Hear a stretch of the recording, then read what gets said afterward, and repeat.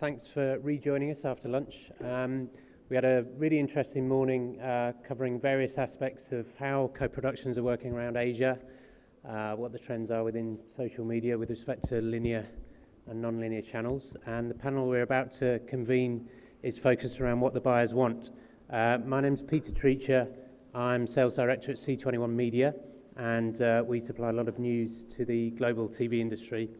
One of our strands of information is called Schedule Watch, which is aimed at providing detailed analysis of programming strategy for a variety of channels around the world. So if you need to know more about what buyers want, then that's the place to go. Panelists, please come and join me. So we have Tracy Forsyth, who is commissioning for BBC channels worldwide. Yes, please. Yeah. And we have Hyun Park, who is responsible for content for DramaFever, platform mainly in the US and Latin America at the moment, which is sourcing a lot of content from Asia. We also have Wang, who is responsible for acquisitions for SOHU, online video platform in China. And we have Casey, who's responsible for content for Now TV, which is part of PCCW in Hong Kong. Please join me in welcoming our panelists.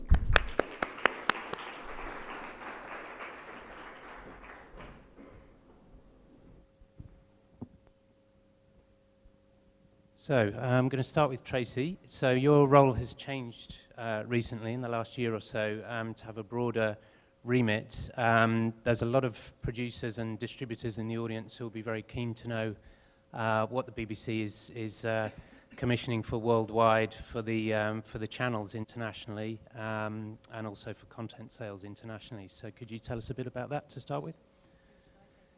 Yes, please. Yep. Hello. Is this on? Yep. Yeah. Okay. Hi there, everybody. Yes. So my name's Tracy Forsyth. I'm the genre director for Factual Entertainment and Entertainment at BBC Worldwide. And just for a little bit of background, BBC Worldwide basically takes the best of British programming to the rest of the world. And BBC Worldwide is the largest television program distributor in the world outside of the US studios. And we have something like 120 channels in 120 different countries, and we trade in over 200 territories. And my role as genre director of Fact Ent and Entertainment is twofold. Firstly, I'm in charge of the original commissioning team, who commission and co-produce original content for our BBC Worldwide channel portfolio. And then the second thing is that I am responsible for securing a pipeline of content from either the BBC or from the British production community, a pipeline of content for our distribution side of the business. So I'm going to talk a little bit about both of those things. So really, in terms of commissioning for our global channels, it's a nascent strategy. We've been doing it for a couple of years. And so over the last couple of years, we've been commissioning for BBC Knowledge and BBC Lifestyle channels predominantly. And there was a great need across all our channels internationally for long-running, returnable series with charismatic British talent at their heart. So talent with expertise and credibility and charisma, great storytellers. So we commissioned a number of series, including $1 Million Intern for BBC Knowledge and Rachel Khoo's Kitchen Notebook for BBC Lifestyle. And so that we commissioned one series, effectively, which worked in all territories. And then what's happening now is that we're in the process of launching 3 new genre brands. One is BBC First, which is a drama channel, best of British drama, sort of like a British HBO. The second is BBC Earth, which is showcasing the best of natural history and science content. And the third is BBC Brit, which is a male-skewing factual entertainment channel, very much with the DNA of Top Gear. And so what we're doing now is those genre brands are going to be launched on a territory-by-territory basis, either as channels or as branded blocks on existing channels or our partners' channels, or as digital propositions. So BBC First has already launched in Australia this year, and the first BBC Brit is planned for Poland in February of next year.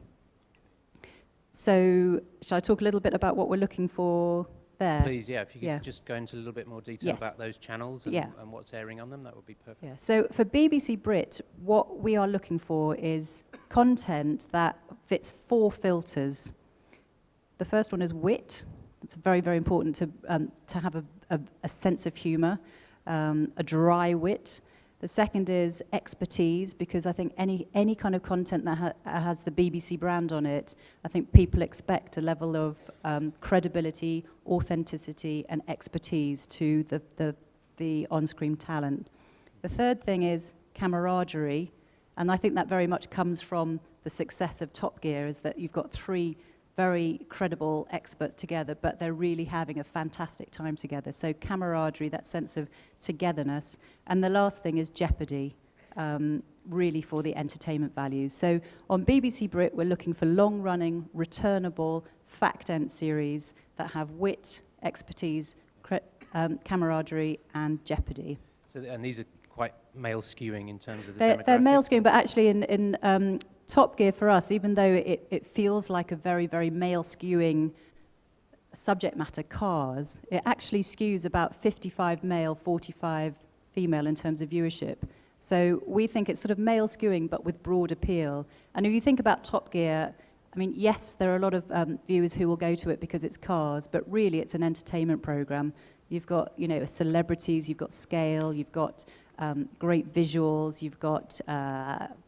it's much more than a car show. And then on BBC Earth, really, we're looking for, we're commissioning for a strand that's called, well, we call it internally Earth Unplugged. And really, it's the kind of content we're looking for is what we call natural history with its hair down. So just the sort of more visceral, fast-paced mission type content. So, for example, we commissioned Wild Things with Dominic Monaghan. Dominic Monaghan, as you'll know, was one of the hobbits in Lord of the Rings, and was on Lost, but he also has this incredible passion for creepy crawlies and all kinds of, really unappealing animals, well, to me anyway. But he has a passion and a love of these things. So that kind of content. So really for BBC Earth, we're looking for the new generation David Attenboroughs with perhaps the sort of excitement of an Indiana Jones or a Lara Croft. So... for all the producers in the audience, not a tall order at all. No, not a tall order, no. So then moving, that sort of commissioning, I can answer any other questions around that later, but moving on to the other part of my role, which is about securing a pipeline of content for distribution.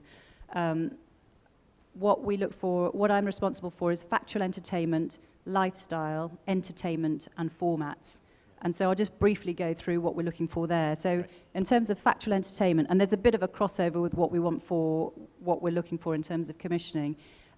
Factual entertainment, we focus on male skewing fact ent or big sort of tentpole titles. So things like that would be Top Gear, Life Below Zero, which is made for History Channel by BBC LA Productions, and big sort of series like Jonathan Goodwin, The Incredible Mr. Goodwin, or, for example, Catherine Mills' Mind Games, which we're launching. Tell us about that show. Which one? Catherine Mills. Catherine Mills' Mind Games, and I think Catherine's going to be here at the Asia Television Forum. She is the first female magician / illusionist to ever have been given a primetime series. And she can make you do things that you would not know, you have no idea how she does it. So, for example, she would be able to look at you, Peter, and tell you how much change, how many coins you would have in your back pocket without touching you. She would do things like be able to guess your password for your computer just by watching you type. So she's quite a dangerous woman in a sense, but absolutely fascinating. So she does all kinds of illusions and mind games. Right. So an amazing series. And what stage is that at in terms of production and That has on been how many that's channels? been produced, and that's gone out in the UK on Watch, and it was launched at MIPCOM, and I believe here as well. Okay. All right. And so Factent is really male skewing Factent, or big sort of tentpole shows. In terms of lifestyle, what we look for is really aspirational content. So chef-led series like Nigella, Nigel Slater, Rachel Koo. So people who aren't just what we call chop and chat, who aren't just sort of showing you how to cook things, but they have a lifestyle beyond food that is aspirational and desirable. And then in entertainment and formats, we have some of the biggest titles already in our catalogue, like Dancing with the Stars, Top Gear, Bake Off, that kind of thing. But we are always on the hunt for more, especially Saturday night, shiny floor.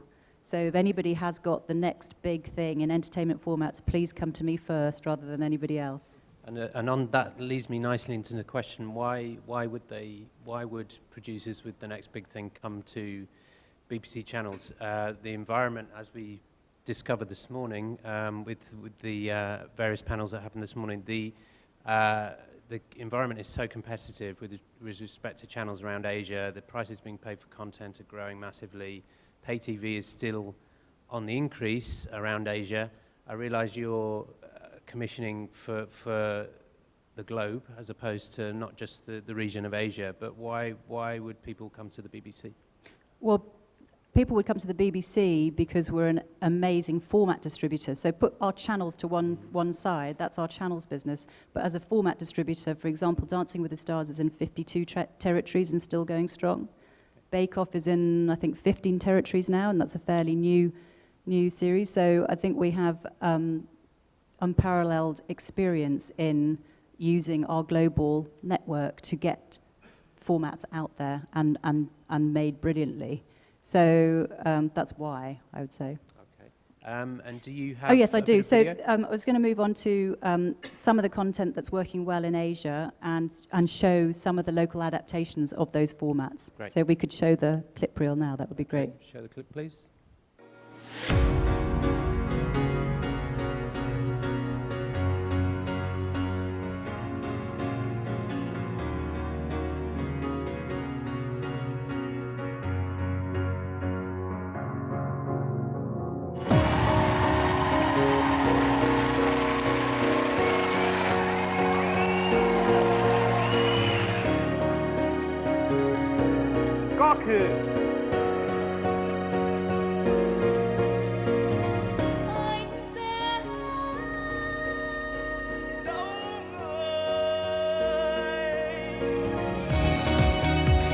스티그 이러면 안 돼. 촬영하잖아. 뭐지? Please welcome the Chants and the Dalals. Pass. Pass. Mahatma Gandhi. Correct. Well played. 还记得这款迈凯伦吗？没错，它就是 MP4 12C。 Seeing all this amazing produce just makes me want to cook. It's going to be delicious. My name is Catherine Mills, and I like to get inside people's heads. How did you do that? There's no way you could have known that. It all happened in here.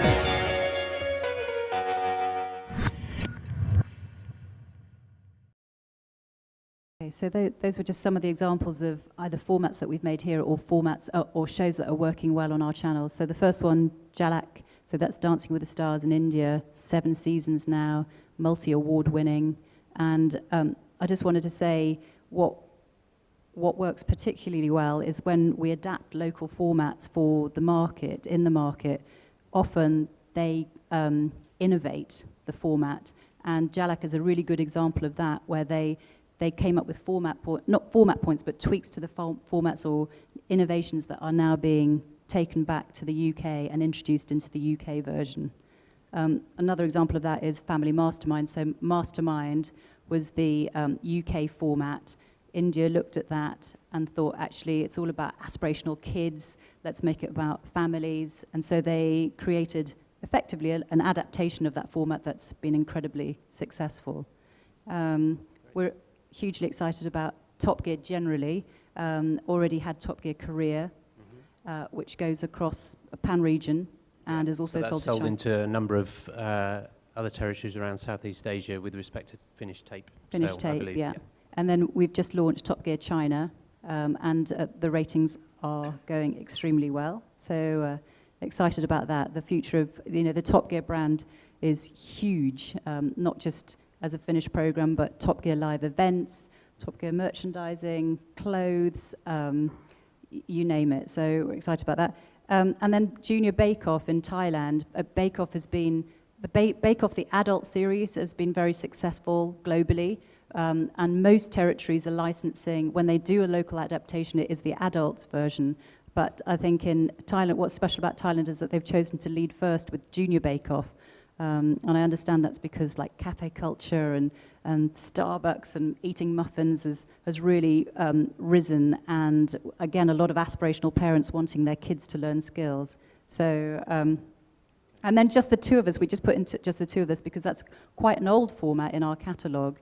And just to sort of say, even older formats are being picked up and working well in region. Okay, great. Well, that's a really good roundup of what shows are working well on the BBC and other regions that are being adapted to Asia and vice versa. We're going to move on to DramaFever now. Hyun Park has been acquiring content originally from only from Korea to be shown online in the US and Latin America, and Hyun Park is going to tell us a bit more about how that's working. Thanks, Peter. And thanks to the ATF team for inviting us to today's panel. I'm Hyun Park. I'm a licensing and business development VP at DramaFever.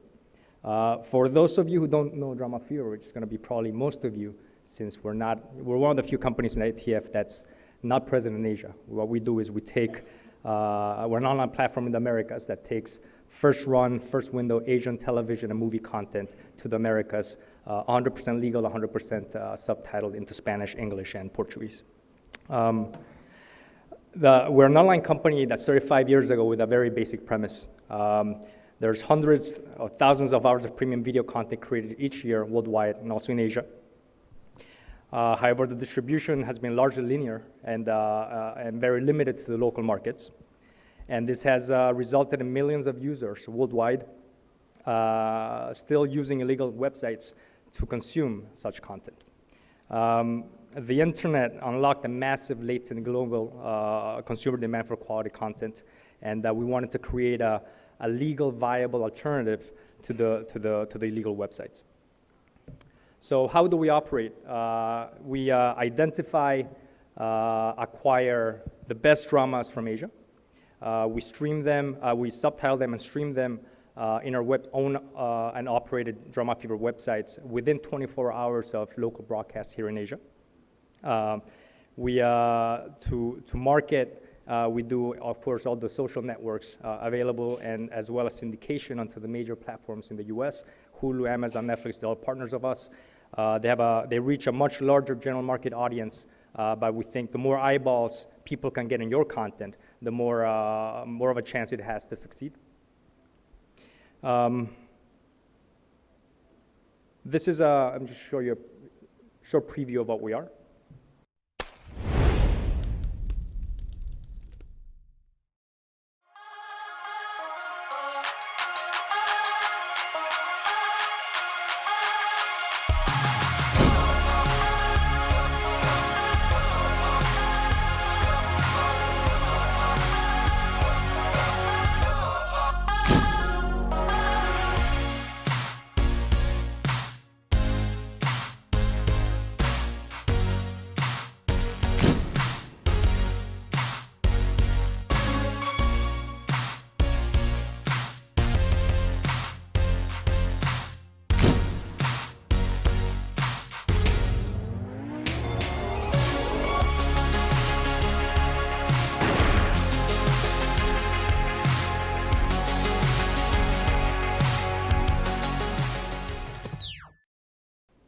Right, so just to give you quick numbers on where we are, once Yi comes up with Chinese online platform numbers, these are going to look very small, but I'll take the risk anyways. We have around 22 million unique users in the US and Latin America that are looking into our Asian content.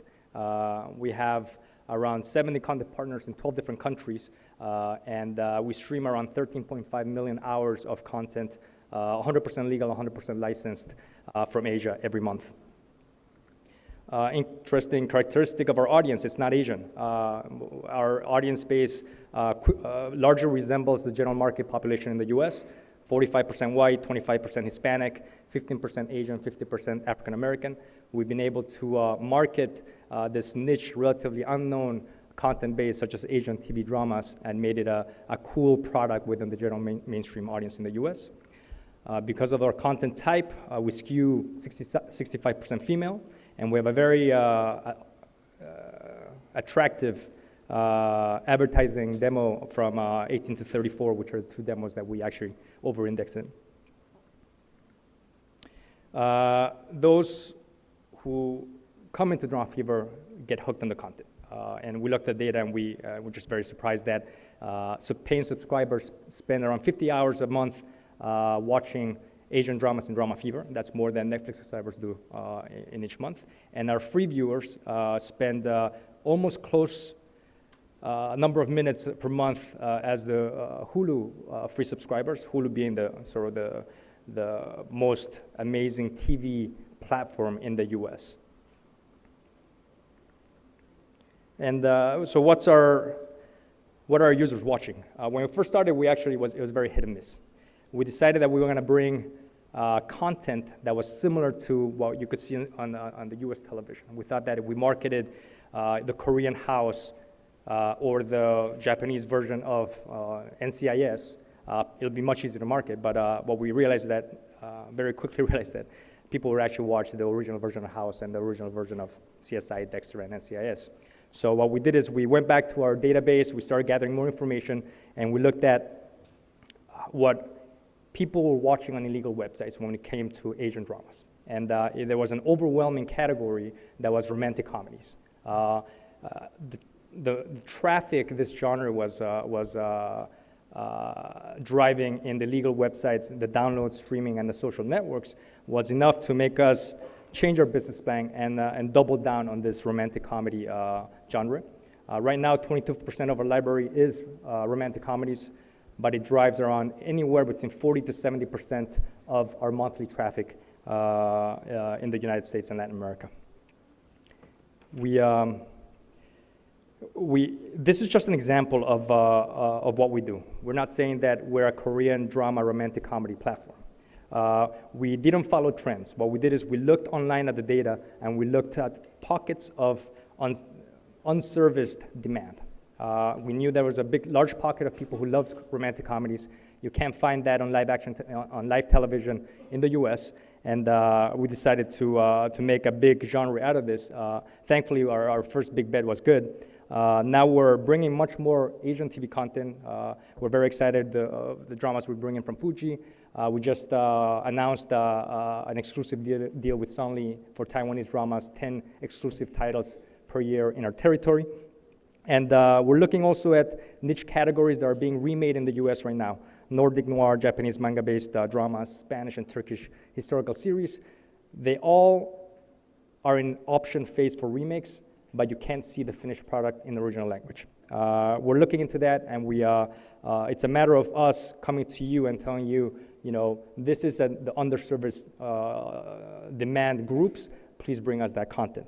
And I think just to finish, where we want to be soon is here.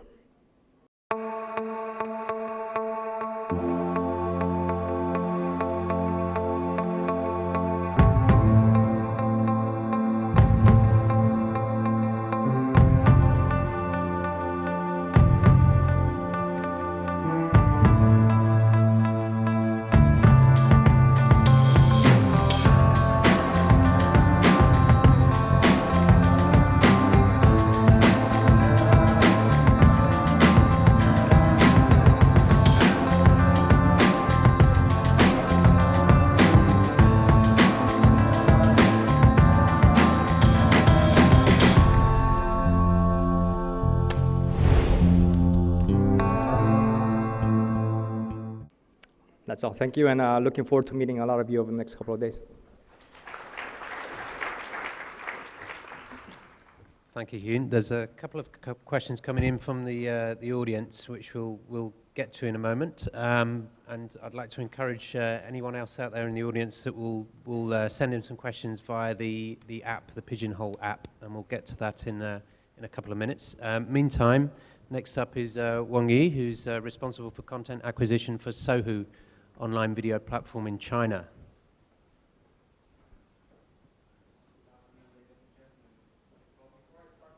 Can we play a video first?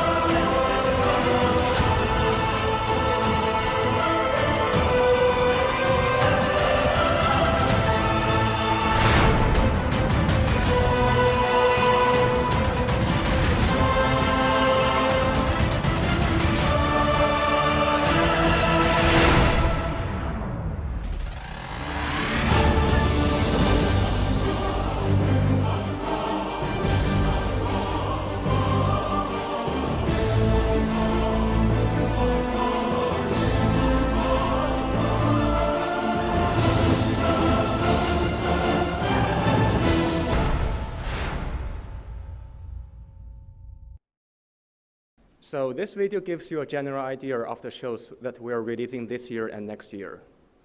5 years ago, there was 0 legally licensed US shows online in China. When SOHU made the decision to acquire the first show from Hollywood in 2009, people thought that decision was suicidal. Because apart from the incredible amount of license fee that we had to commit upfront, we are also facing the competition with many piracy websites. We all wanted that first deal between SOHU and Hollywood to be a milestone for the development of online video business in China, other than the tombstone for us.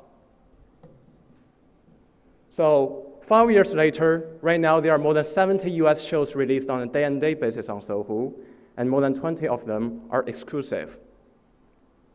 Right now, the digital video platform has become the second biggest revenue source of Hollywood in China, right after the distribution, theatrical distribution. And SOHU, being the first one testing water with Hollywood, has become the #1 platform for Western contents in the country. So being many years as a buyer for SOHU, I was most frequently asked those 3 questions. #1, how is SOHU different from the other platforms? And #2, what rights is SOHU looking for? And #3, what contents do we want? Well, different from the other video platforms in China, SOHU is not only a video platform, but rather a media platform. SOHU was one of the first websites in China, was founded 16 years ago, and became NASDAQ listed in 2000. In the group of SOHU, we have 3 core business. #1 is SOHU.com, our portal website service. And SOGO is our search engine company, which also owns the most popular and widely used input software in China, having a market share of 80%. Last but not least, Chant, our online gaming company, which is also NASDAQ listed, contributes over to 50% of the revenue of the whole group. SOHU started its video business in 2007, and currently we own 2 brands specialized in video. Number 1 is SOHU Video, specialized in long-form contents. Another one is 56.com, a recently acquired company focusing on UGC contents. So every single day, all brands and products of SOHU combining together can reach out to over 200 million people in the country, about 1/3 of the internet population in China. So what rights is SOHU looking for? Those 3 characters, they are the most iconic character in US television right now. From the charismatic Francis Underwood in House of Cards, to Happy Dancing Lady, Ellen DeGeneres, and our Sleeping Beauty, Homer Simpson. Well, of course, they have nothing in common between them, but their show also have something in common. Number 1, they are all available on AVOD, which means they can all be watched for free in China. And number 2, they are all released on a day-and-day basis. And number 3, they are all exclusively licensed to SOHU.com. Well, AVOD is important for us because our business model is advertisement-based. Day and date is crucial in order to curb the piracy. And when it comes to exclusivity, this is typically something we need when it comes to top quality contents. And when we sign a contract with producers or copyright owners for an exclusive show, it is what we signed up is a commitment to give the show the best market exposure, the most comprehensive anti-piracy solution, and also the biggest US dollars. So what shows does SOHU want? We can group the shows that we have acquired over the years into 3 categories. Number 1, I call them advertisers' eye candy. And number 2, online traffic generator. And number 3, art house gems. Certain genres, they are more appealing to our advertisers. Well, the best example is US dramas. Why? Because according to survey, our advertisers believe the audience of US drama is their best and most suitable target in the market. Because according to survey, they are better educated, they are more familiar with a foreign culture, and also possessing greater buying power. And that is why US drama is always a good sell in the country. Certain genres might not be as appealing as US dramas to our advertisers. A perfect example is Japanese anime. Well, they can generate a lot of video views online, but it is extremely difficult for us to monetize those video views. However, this genre is still important to us in terms of boosting online traffic and guaranteeing our market share. Okay, the third part, art house gems. I know documentaries like The Act of Killing or Buena Vista Social Club, or like art house movies, A Room with a View. They are not exactly the favorite of our advertisers, and they cannot generate a lot of video views online. But those shows, I mean, they are still important to us because their artistic and production value are so high that it will be a crime for us to ignore those shows, even without thinking twice. So those being said, if you think your contents can fit all those 3 boxes, then make sure to see us immediately after this panel. And remember to bring the contract. Thank you very much.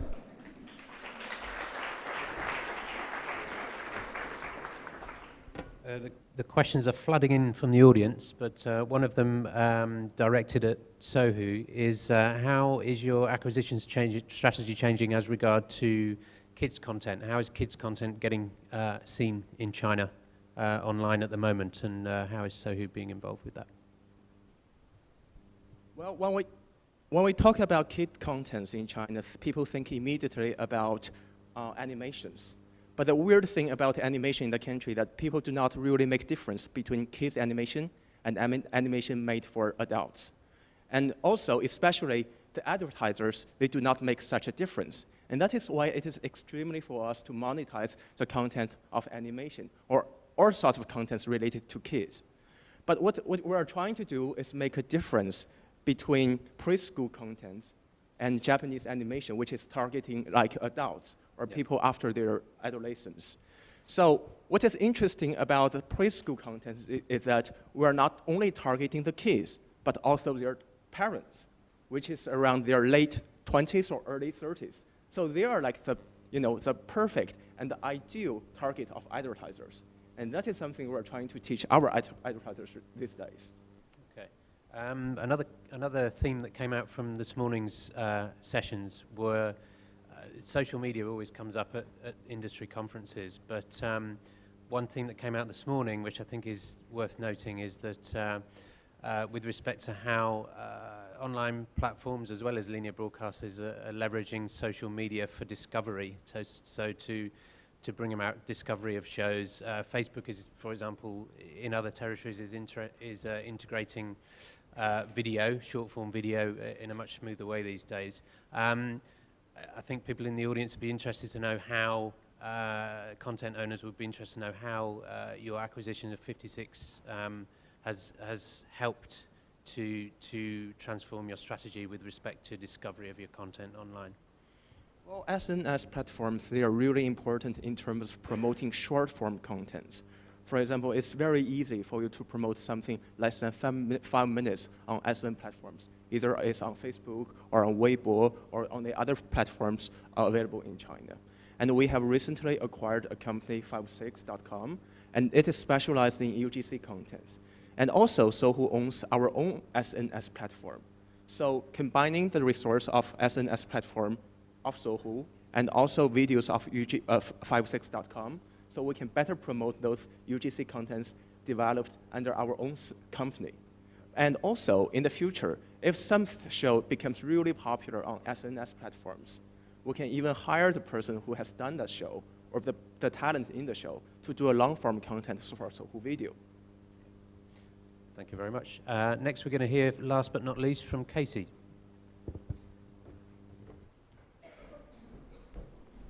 Hi, I'm from Now TV of Hong Kong, the largest pay TV platform in the territory. We offered about 180 channels, and some of them are locally made, and some of them will be international brand. And the following video will be the example of what kind of program we are offering. Now TV continually redefines the television experience, at home or on the go. More than 180 channels, thousands of titles on demand, and interactive features that put viewers in control. It's the very best in premium local, Asian, and international entertainment on Hong Kong's #1 pay TV destination. Power. Now TV presents its self-produced and co-produced original programming across multiple channels. 係佢哋嘅 idea. From travelogue to lifestyle, from celebrity interviews to health programs, we broaden viewers' imaginations as we blend fact with fun. I want to! Yay! We created first-of-its-kind interactive programming to let audiences get in on the act. And we teamed up with top-tier media companies in China with hit series like I Am a Singer, quickly becoming the talk of the town. 有没有想念我们的节目？當然有啦。 We partnered with some of the biggest networks, drama, and movie producers to create new channels and compelling series. Double or nothing. Queen of Han, our first co-produced original drama, is a China broadcast sensation with #1 ratings and over 2.3 billion online views. For music lovers, Move is the hub for concerts, music videos, and mini concerts on Move Live. Cantonese audiences around the world are up to the minute with award-winning Now News. For the latest in finance, Now Business News provides the coverage 24/7. And finally, for the fans, Now Sports presents 17 channels of the greatest action, from BPL to NFL, ATP to PGA. With the launch of a new horse racing channel this year, the competition never ends. From Southeast Asia to North America, our partnerships with major pay TV operators has brought our channels and quality programming to audiences around the world. To reach beyond Chinese language audiences, we're localizing with dubbing in Thailand and soon to be launched Vietnam. and producing whole new local editions of popular titles with Star Hub Singapore and Fairchild TV in Canada. What we've got here is a brioche bun. Offering the hottest catalogs and biggest blockbusters, Now TV is always on demand and in demand with Super HD, 3D, interactive features, and cross-platform mobility, allowing viewers to take it to go. Our family of apps puts us truly over the top with 2 million plus viewer downloads and counting. Now TV, the best in premium content, original programming, and features, helping entertainment come alive. Anytime, anywhere, always now.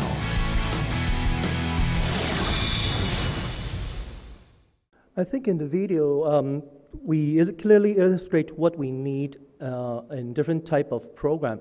But there are a few things or few sentences that we have mentioned repeatedly. And these, like at home or on the go, anytime, anywhere, and on demand. And this is something that we, as well as like SOHU, needs very much, is that the VOD rights, as well as the live streaming rights, so that we can give our subscribers to view the program at whatever time they need. To give you some data as an illustration, in 2013, for every viewers on our linear channel, we would have another 2 on our VOD service. But in 2014, the ratio has become 1 to 3, so which means that more people are using the VOD service. On the other hand, we recorded about a 15% drop of the viewing time using the big screen TV. But it was much more compensated by the usage of mobile devices such as laptop or tablets or mobile phones. We recorded a 60% increment. Combining the two, we do record something more consuming more hours, which means your program will be viewed much more. So as I've said, we do require the VOD rights as well as the online streaming rights and also the internet rights and all the mobile rights for all different apps and platforms. For drama, just like DramaFever, we do wish that in 2015 we could have same-day simulcast, which we currently are having like a week simulcast. For some type of non-drama, in Hong Kong, we recorded a few programs which has popular response. They would be like a Japanese game show called G-Wars, as well as Korean ones called Star Kings. Both of them are very entertaining and easy to understand and then energetic, and you don't really have to know each and every word they are saying, and then you will understand what they are going on. For the same aspect, we do record a live show, a lifestyle show, food and traveling program from Australia called Off the Eaten Track. It's a easy to understand one, traveling around Australia and making dishes which all the ingredients will be easily available in the local markets. So I guess these are the programs that we will be typically interested in. Thank you. Thank you, Casey. There's a couple of changes going on with respect to PCCW in that there'll be a move to free-to-air yes. Upcoming. We don't know exactly when, but hopefully soon. As we've heard this morning, the pay TV market, although it's been booming around Asia the last year or so, Hong Kong's probably one of the more mature yes. Markets with respect to pay TV. Could yeah. you, if your microphone works, could you tell us a bit more about how your acquisition strategy will change as you have to accommodate free-to-air needs? Obviously, with free-to-air coming in, we will be buying more. But there are some categories where we haven't touched at this point, as like children program, especially children animation. And then there will be like programs with current affairs, worldwide, which we actually haven't touched at this point. But for free TV, we do need these kind of program. And also, obviously, the quantity will be much more because right now we only pay TV and then later on, we will be free TV. I think in the past, with respect to scripted programming, you've been acquiring what one could call B grade content, so a lot of pretty high rating shows that have performed well in other territories, and one could say that's changing a little bit to focus on a smaller number of the big A grade properties, but equally a lot more volume for the C grade properties. I'm not sure which distributors in the audience will claim to have C grade properties, but there's an opportunity there to sell more to PCTW in general. Yes, obviously, the budget won't allow us to get all the very, very top one, but we try to get most of them, and then we also have to fill in the hours, so that would be a balance of the budget. Okay, and from which territories, so does that mean it's broadening in terms of what kind of content you'll be basically, we are getting from Korea, Japan, and Taiwan for the free TV, because the local audience prefer to have Asian faces, which they are familiar with. Thank you. We're getting a lot of questions coming in from the audience. One very popular question is directed at SOHU. And the question is, as we know, Big Bang Theory and Good Wife were banned in China the first half of this year. How does SAF's new regulation affect foreign drama acquisition business in general? Okay, first of all, I have to say the incident of Big Bang Theory and Good Wife, they have nothing to do with the new regulation. So that is like a standalone event, standalone thing. So, and also when this kind of thing happens in China, we do not ask why. Right. So, concerning the next year's regulation, yes, I think as you brought it up earlier, there's going to be quite a lot of stress for us. But the thing about this new, we call it a regulation, actually it's a new policy. Well, there's still some optimistic side about that from my perspective, because in the past, everyone acquiring, all the companies acquiring foreign contents in the country, they must have like one specific license. Yeah. But no one had that. No digital platforms have that in the past. So we were traveling in a gray area for more than 5 years. But right now with the upcoming regulation, or we can call it a new policy, it sort of gives us a legitimacy to acquire foreign contents. So that is the first thing about this policy. And the second thing, right now, the policy is only about scripted shows, like US dramas or Korean dramas or Japanese dramas. But non-scripted contents and animation, they are not really subject to the regulation. So, and those content, they still represent a lot of traffic online. So we'll continue our strategy in terms of international acquisition for those specific contents. And also, I think this is actually a good opportunity to push us to think about, possibility to do in-house productions. So before, actually, we started our original content production as early as 2007. Almost at the same time, we started this video service. But I guess next year, we will be putting more emphasis on this business and this strategy. Okay, thank you. There's also questions coming in for DramaFever. How will the recent acquisition of DramaFever by SoftBank, how will that affect your content strategy? Let's see. We announced acquisition almost a month ago, and the first repercussion we've had is we had been working under a 5-year plan from a startup perspective, and everything we've done so far has been sort of slowly but surely, and that changed completely. I think the business plan that we had originally proposed was too conservative, and I think SoftBank has acquired us to. They're making a big push into media and online platforms at the same time. The same week they acquired us, they acquired Legendary Films, produces Batman series, et cetera, and they're looking at creating a global online platform, and I think they want to base DramaFever. They want to base it on DramaFever. So we're gonna get more aggressive, taking our platform outside of the Americas into the rest of the world. We're in the process of making the business plan right now, so I can't give you a little bit more detail on that. Okay, because you have the background of Turner's recent deal with NBC, which sort of pan-regional, quite extensive deal for Korean content. I mean, how can you compete with that? That deal's been done. Yes. So we're working, we're in the process. I mean, I think, again, we need to break out of the mold of being a Korean drama platform. And I think we're slowly but surely breaking out of that. Now we bring content from 12 different countries, and we're betting on different types of content.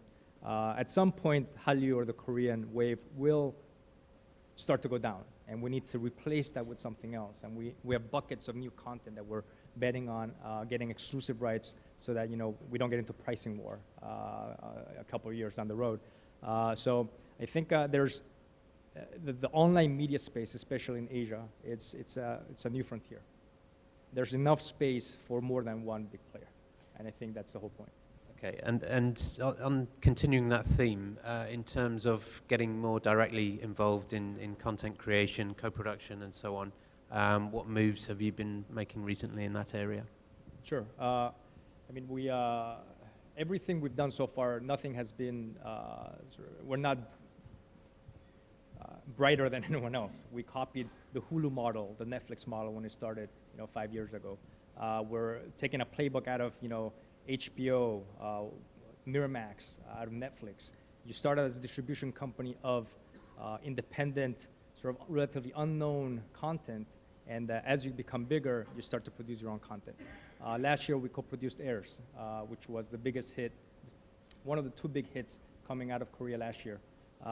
That one title in our territory, which we got exclusively because we co-produced, drove, I think, 30% of the total annual consumption.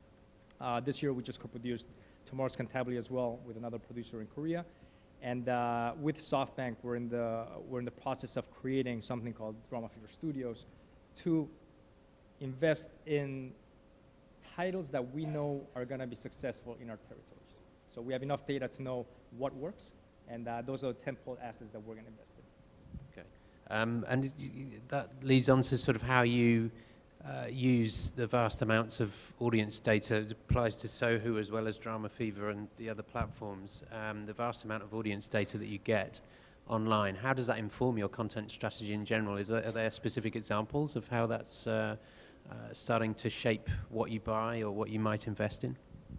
Sure. I mean, I think we've been good so far at, again, as I said in the presentation, of servicing a pent-up demand, something that's not available in our territories. But we need to move out of that as well. I think we need to find new pockets of growth. We always talk about kids and anime. Those are 2 areas that are overcrowded right now. It's going to be very hard to make money with those two categories. But there's enough contents worldwide that if you have a good sort of scouting team to go region by region to find this content and market it well, that's sort of what we're trying to do. Okay, thank you. There's lots of questions coming in for the BBC. The most popular question appears to be, what type of Asian content is the BBC interested in general? Are there any formulas that could work for the worldwide audience of BBC channels? Yes. So I would say that really, because I work in a global role and I'm interested in content that works globally, not specifically in one region, I would say that we're interested in content that has a worldwide resonance.